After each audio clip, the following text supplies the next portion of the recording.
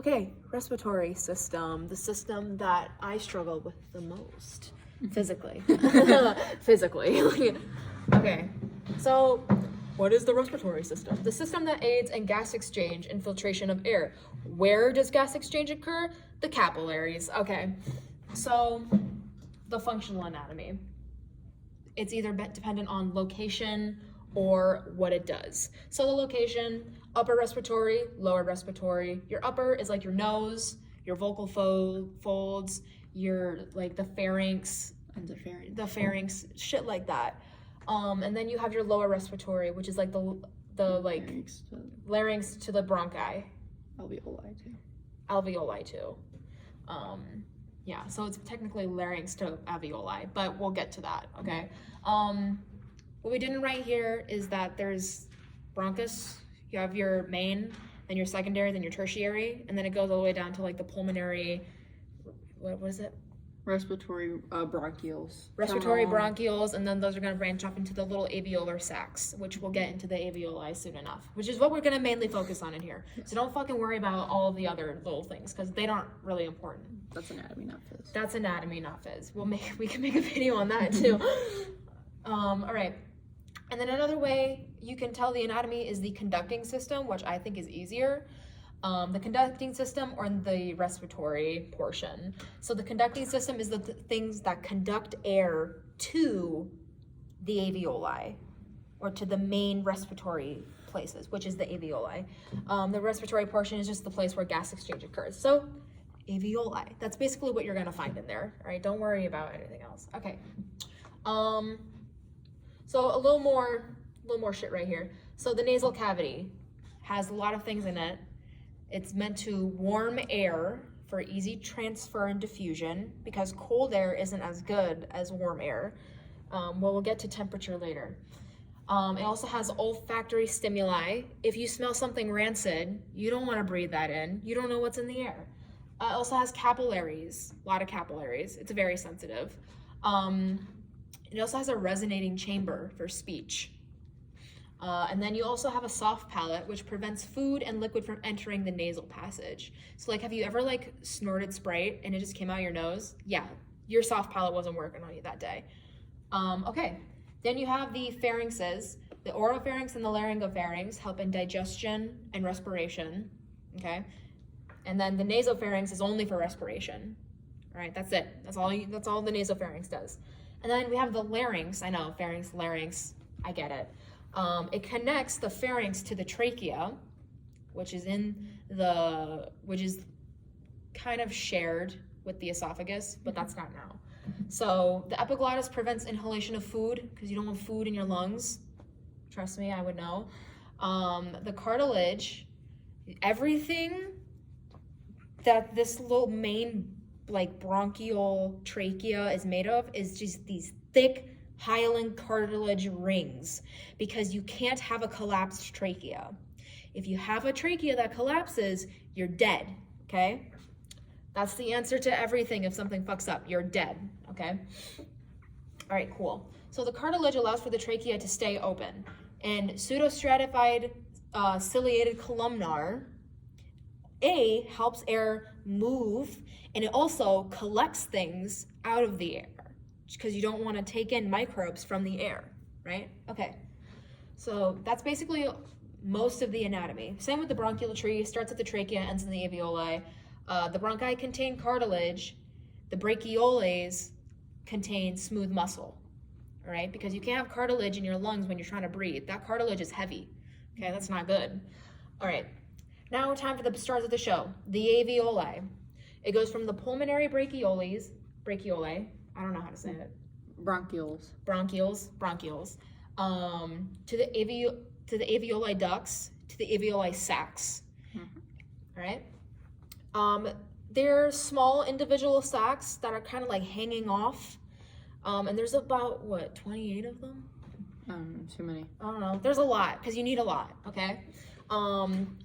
Special cells within these sacs, all right? These are really special. Pneumocyte 1, they make up the alveoli themselves. They're in the walls. I'm in your walls. Pneumocyte 2, they create surfactant. We will get back to surfactant. later. Alveolar macrophages, they eat debris and microbes that just somehow made it in. We don't know how, but they made it in. Okay, cool. That's all of the anatomy you have to know for physiology. Isn't that lovely? Okay. Anatomy for lungs, not physiology. Anatomy for physiology. This is the physiology course, okay? All right. Now we're getting on to the big one, the mama. Respiration. We love respiration. Okay. The exchange of O2 and CO2 between the atmosphere and the blood. All right. That's basically what that means. So there's 3 steps.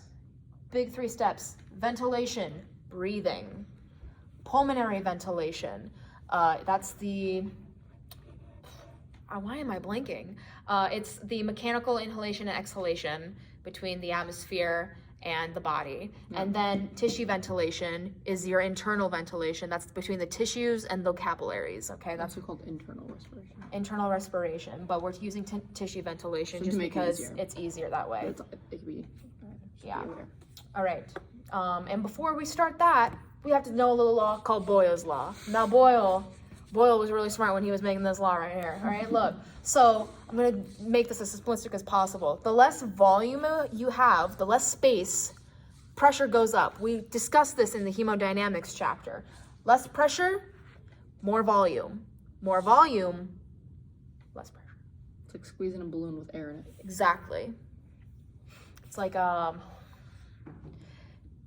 my fist is the amount of pressure you have. Like, that's a lot of volume right there. I probably didn't do that right, but no, it's fine. Just remember that more pressure, less volume, low pressure, more volume. Okay, that's all you need to know about that. All right, don't worry about temperature. All right.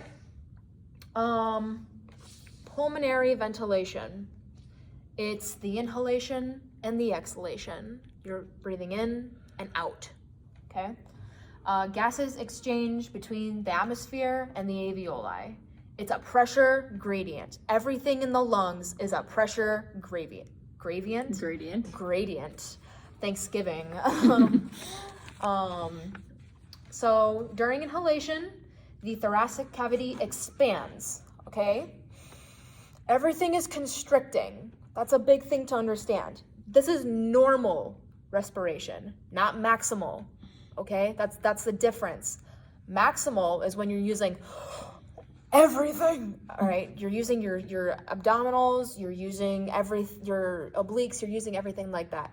Normal respiration, casual filling up, and then the recoil of the lungs and the relaxation of the diaphragm and the intercostals, okay? And then exhalation, everything decreases to its original size. We will get into that more later. Okay, at rest. So we're talking about pressure, okay? And there's numbers, but we'll just use this in simple terms. Atmospheric pressure stays the same, okay? It never fucking changes unless you're on a different planet or you're at a different sea level. So don't worry about the atmosphere changing, okay? But at rest, your interpleural cavity, everything's closed, okay? Nothing's changing, you're not bringing in air, and nothing's leaving. It's at rest, it's the same, okay? So it's regular, right? Nothing's happening. Inhalation, atmospheric pressure is the same, decreased alveolar pressure, all right? Because air is flowing in, all right? So now that your atmospheric pressure is higher than your alveolar pressure, going in, okay? It's flowing in, air is flowing in. Important, all right? But as air is filling up the lungs, the interpleural pressure, which is the thoracic cavity itself, decreases because your lungs are inhaling, they're getting bigger, okay? So you have less room in your thoracic cavity. It's so hard to talk sometimes.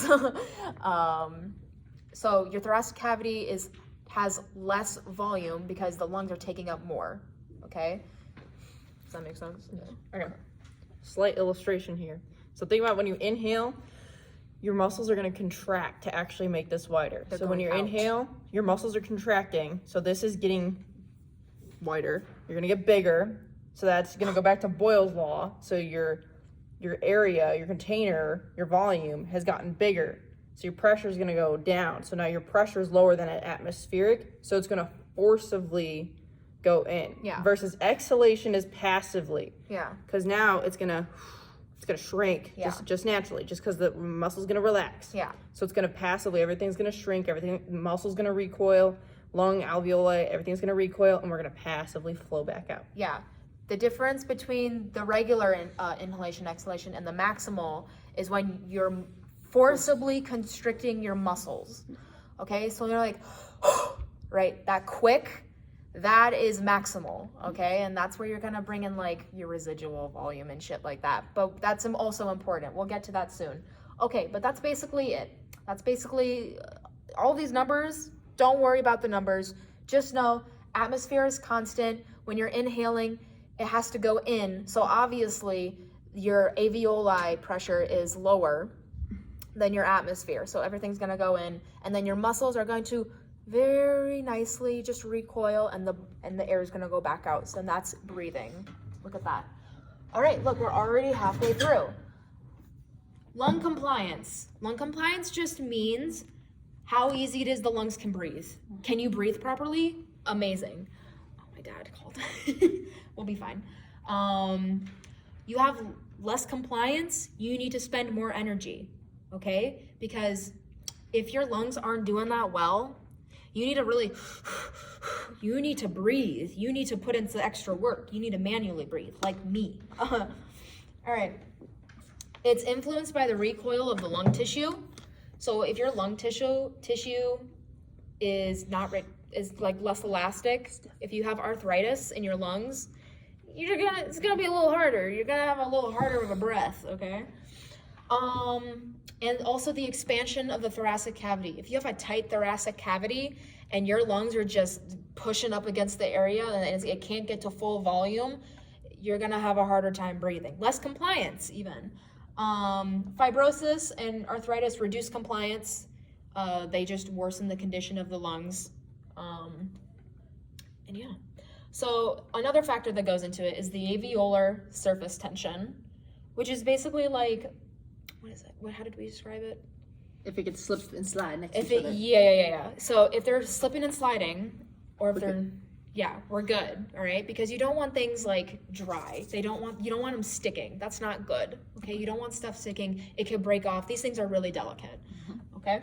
So how we get past that, pneumocyte 2, as we remember, secretes a special little thing called surfactant, the lube of the lungs. Came up with that on the spot. I should post this one on YouTube. The lube of the lungs is surfactant. It's a phospholipid that's produced by pneumocyte 2. Love surfactant. Surfactant decreases the alveolar surface tension. All right, so it coats the alveoli, so it's gonna slip and slide past each other, and they're not just stuck together. All right, because things are sticky in there. It's hot in there. And it also inhibits the collapse of the alveolar, because you don't want shit collapsing. You don't want your alveolar at the bottom of your lungs, right? That's not good. All right, and it also increases compliance. Why? Because they're slipping and sliding. It allows your lungs to breathe easier, right? Residual volume. We brought this up earlier. Residual volume, when you're breathing and exhaling, not everything is leaving, because if everything left, everything's dead, okay? Everything's gonna just fall apart and it's not gonna be inflated anymore. So it's gonna be harder for you to breathe. So that residual volume is the stuff that's left in your lungs, the air that's left in your lungs, to keep it open, and to make sure it makes it easier for you to breathe. So it increases compliance, right? Okay, cool. Let me just let me grab that real quick. All right, exchange of O2 and CO2. All right, as we know, common sense, we breathe in air, which is full of oxygen, well, 23%, but we breathe in oxygen and other gases, okay? So we also have to bring in another law. I'm sorry, Dalton's law. All right, gases do what the fuck they want and leave no room for Jesus, okay? They do what they want. They don't care about other gases. They don't care about other gases or what they do. They're gonna do them, all right? I wish. O2 is 129 PO2, which that's just pressure. And that's because it makes 21% of the atmosphere times like the atmospheric pressure. So that's where you get that number. I don't think we're gonna know that. But that's like just to help. Everything is based off its own partial pressure gradient, right? It doesn't care, oxygen doesn't care about CO2, CO2 doesn't care about oxygen, okay? Yeah. So alveoli have a higher PO2 than, say, capillaries, okay? Because capillaries are giving more O2 than alveoli. We'll get into how that works. So the system, the regulation, how is this happening? So atmospheric pressure, there's less CO2 in the atmosphere, but there's more oxygen, all right? Inhalation, you're breathing, all right? More O2 is going in, okay? And now your alveoli have more O2, PO2 in it than PCO2, all right? Partial carbon dioxide, all right? So then O2 is gonna go ahead and diffuse into a capillary, which has oxygen-rich blood. Oxygen-rich, as the name suggests, has more oxygen than CO2, but CO2 is increasing. So it's gonna go ahead, the capillary is just gonna go do its cycle. It's gonna come across a tissue cell that has acid and CO2 because it's working. So your muscles, let's use your muscles. And it's gonna give O2 to it. It's going to detach from something called hemoglobin, all right? And it's gonna go into a tissue cell. Then that tissue cell is gonna be like, oh, you gave me a gift, here's some shit, all right? It's gonna give him CO2, all right? The tissue cell has more CO2 than oxygen. So oxygen isn't gonna go back into the capillary, it's gonna give CO2 because there's less CO2 in the capillary than there is O2, okay? Remember Dalton's law. Slight side note, so oxygen binds to the heme group on the hemoglobin. So there's only 4. So there's only 4 hemes. So hemoglobin can only hold 4 oxygens versus carbon dioxide is going to actually bind to the globin portion of hemoglobin. So it can hold a little bit more, but it tends to not like to do that. It tends to actually prefer to be bicarbonate, which we'll get there in a second. It's coming. It's coming. It gets worse. Don't worry. It gets worse. Okay. So your tissue that was active with acid and it was working out, you were at the gym, it was pumping. It gives CO2 back to a capillary, all right? But this time, it's not oxygen rich. No. It's deoxygenated because the tissue took it and said, fuck you, gave it CO2. Now we have deoxygenated blood, all right? And we don't really like deoxygenated blood because there's no oxygen in it and we run off oxygen, not CO2. So deoxygenated blood has more, it has more CO2 than it has oxygen, all right? That's what's important to remember. So deoxygenated blood is gonna go back to the heart, all right? Then it's gonna go through a little more capillaries, and then CO2 is then going to diffuse back into the alveoli, which the alveoli will then exhale, all right? And that's basically it. So to summarize, external respiration, turning deoxy to oxy, and then internal, turning oxy to deoxy, okay? So you're breathing in oxygen, you're spurting out carbon dioxide, which trees then use to make more oxygen. Yes. There you go, all right, and that's that. So transport of O2, 1.5, I don't know, mmHg of O2 is dissolved in plasma, okay? And the rest is carried as oxyhemoglobin, all right? PO2 increases, as PO2 increases, your hemoglobin is gonna be more saturated, which makes it oxyhemoglobin. And then places with less PO2 have less saturation. So places like deoxygenated blood or skeleton muscle have less O2, henceforth they're less saturated, all right? Factors that go into this. pH, you have a low pH, you don't have a lot of oxygen, you have more CO2. CO2 is more acidic, okay? In low pH, O2 splits from hemoglobin easier, So, example, when oxyhemoglobin comes towards an active muscle tissue, and that muscle tissue is very acidic, and it has more CO2 production, all right? So it's temperature is also a big thing, which we'll mention in a bit. O2 is gonna separate from hemoglobin easier, okay? Because high heat, high acidity, less attraction, all right? That's the big thing. Can I pause you really quick? Yeah, what's up? Can you explain this question to me? Yeah, I'll do it. She's recording. It's fine, we can edit it out. It's not a problem.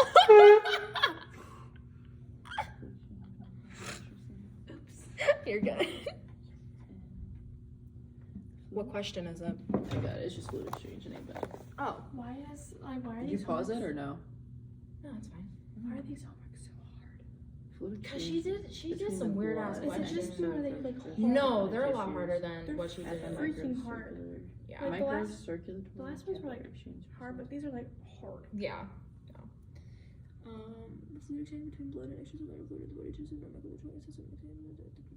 Okay, so it's actually gonna be the opposite. And the reason why she explained it in class, it's in hemodynamics.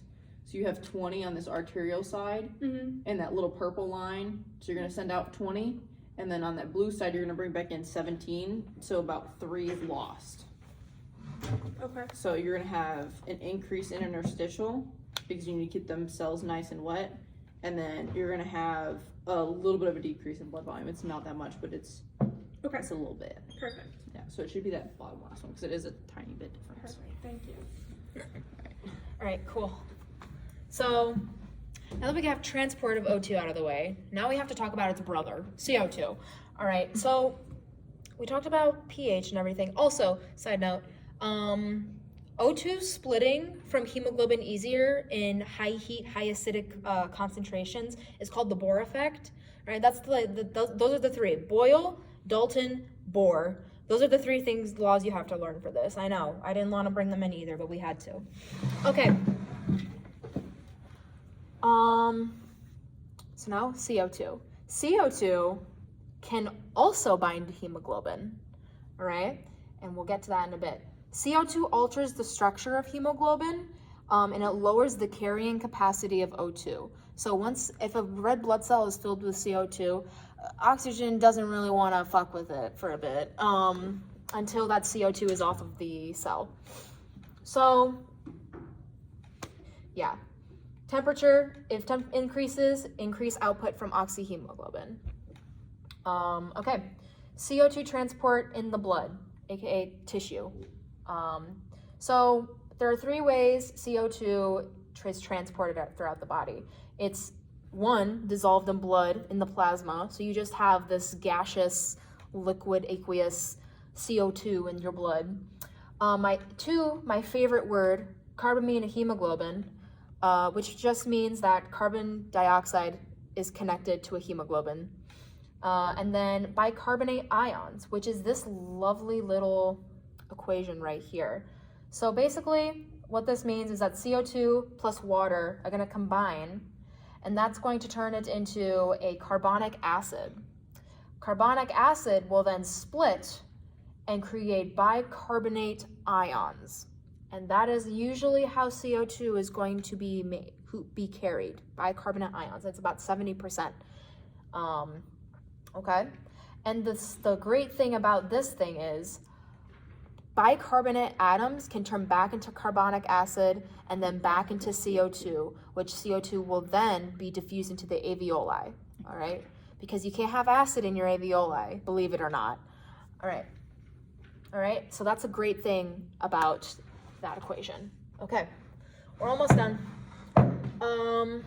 If you have the notes, Faith, 23.18, this is basically a small thing for it. So deoxy blood contains bicarbonate, dissolved CO2, and carbaminohemoglobin. So it has all 3 factors in it, all right, just at different, concentrations. Okay, cool.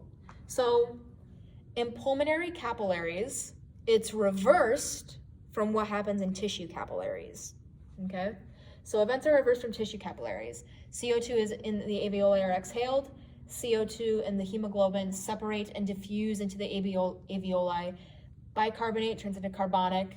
Diffusion happens, and then water and CO2 are made. Because believe it or not, when you breathe out, you're also breathing out water as water vapor. All right. And then last slide, 23.17, you have a condition, all right? You have a decreasing pH. That means you have an increasing CO2 count.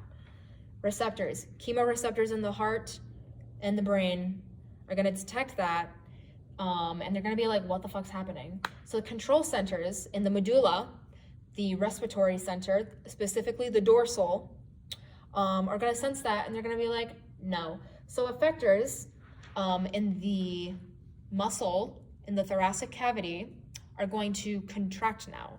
And you're gonna start breathing, hyperventilating, right? And then the response, because you're getting in more oxygen, it's gonna decrease your PCO2 count, it's gonna increase your pH and your PO2 count, and that is the respiratory system. Thank you so much.